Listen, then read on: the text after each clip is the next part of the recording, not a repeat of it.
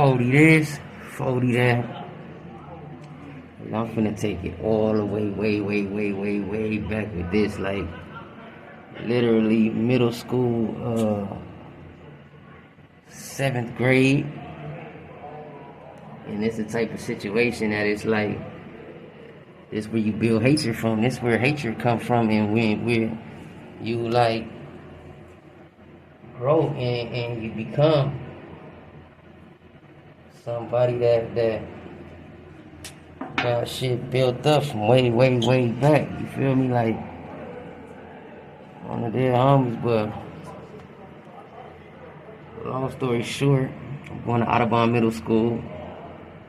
And if you know, you know. Louisiana was on King and Crenshaw, legendary fire on the hood. And at the time, I get $5 a day for school. So it become a time, you know, everything get old. At first the student store cracking, then it's like, nigga tired of that shit, eating these bunk ass cookies and Pop-Tarts and weak ass Gatorades and all this type of shit, right?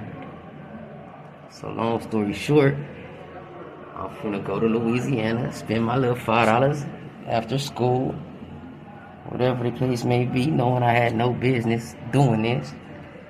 And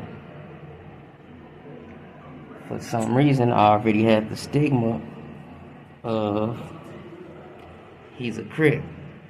And it's like a predominantly blood school at the time, but it be times where it is kind of like my homies and kids from 30s that's going there and kids from all over the place, really. It was like kids from Compton and all type of shit that was like pulling up out of the blue, but it's kids that's gang banging at these ages, 11, 12 years old, officially gang banging, tripping, and on they dribble, like. So bam, we're gonna move forward on the dead homies. We leaving school and we finna walk to Louisiana. Louisiana's on King and Crenshaw, and when we get to Louisiana, I got this, I forgot his name too, fat ass young nigga too, fat as a motherfucker, and he stayed next door to my cousin, which is like involved in a whole nother, but they stay like in the 30s. On the dead homie, so I know him. And we just go to school together. Just so happened now he checked into my school. So bam, he asked me to call his mama and he gonna come with me, or whatever the case, like come with me to my people's little family business and have his mama pick him up from right there. But we stopped in Louisiana first, going way out of our jurisdiction, opposite way of where we were going. And on the hood, I got a brown Sidekick LX. I'll never forget the little bullshit Sidekick on the dead homie. So he got the phone, and it's like, boom. As he about to use the phone, it's another little fat kid, and they all claim to be from Black Peastone. And at this time, this wasn't the name he was claiming. I know his government name, but I ain't really gonna do that though. Little light-skinned fat dude with green eyes. And as we got older, he became, I believe, Janky Stone from Black Stones. So involved, I can remember Janky Stone from Black Stone, Noki B from Black Stone, Jay Reed from Blackstone. Jay Reed younger than me, I believe, on the hood. I don't even think he went there. He like in placement or AWOL placement or something. Just badass little kid. And you know, it ain't no bad blood between these people when we've been knowing each other this long. And this is the type of things that make you grow up and want to be like on some like, fuck these people, fuck these dudes, and fuck this community, and fuck all this shit, or whatever the case may be. So long story short, on the dead homies, as he got my sidekick, he holding the phone, he looking down, and I'm not even paying attention. I've always been like into like girls and just different shit. I was always like a popular kid and shit in school, and I'm talking to whoever I'm talking to, and out of my peripheral, I just see somebody snatch my phone out of his hand, boom. So as he snatched the phone, he running around Louisiana back towards where Eminem's was at the time. He running towards the back, and I like get on him. I grab his backpack. He passed the phone. When he passed the phone, he passed it to like Jay Reed, and they just going back and forth, trying to like confuse me or whatever the fuck they trying to do. It's a gang of kids, and they trying to just pass the phone.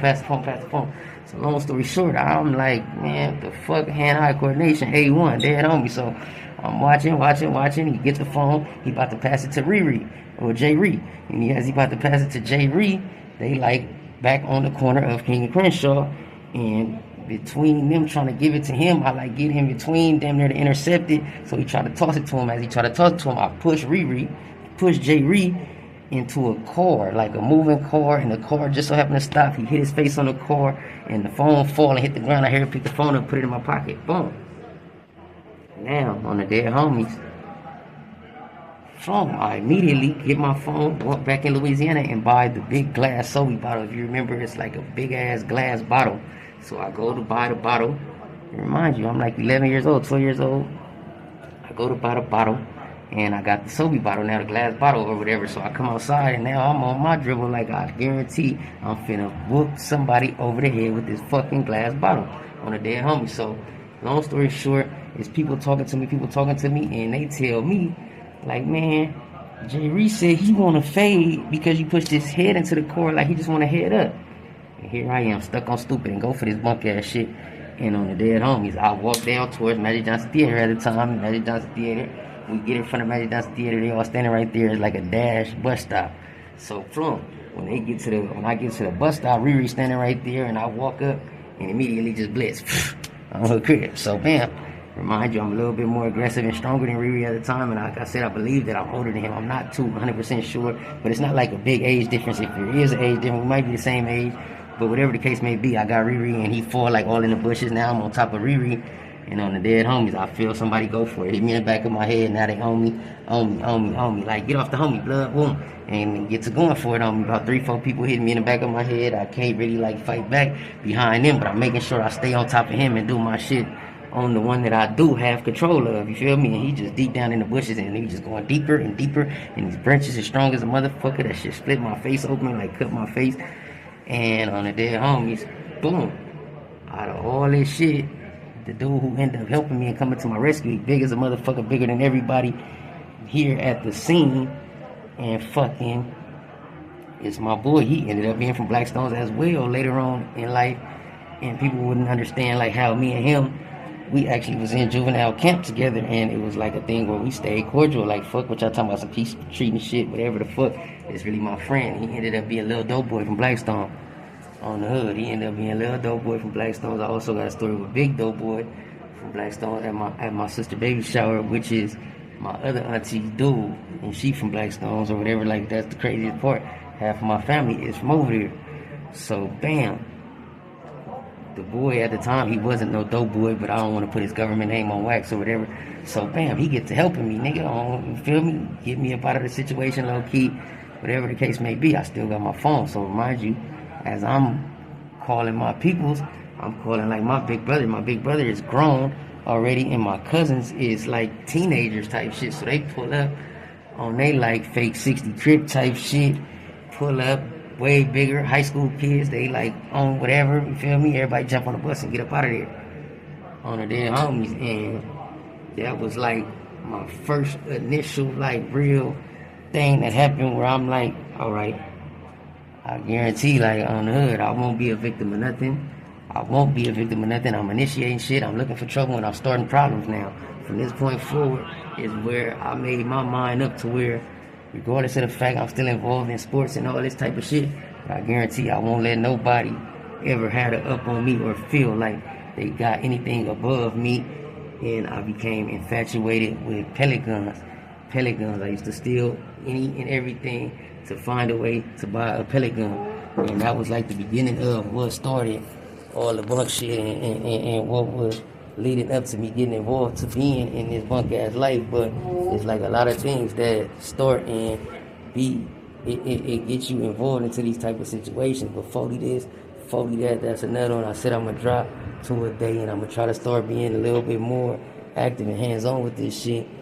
But on the hood, I'm about to try to get this on here before it gets too late, and it ain't too much that's going on with my views and all that type of shit. But 40 this, 40 that.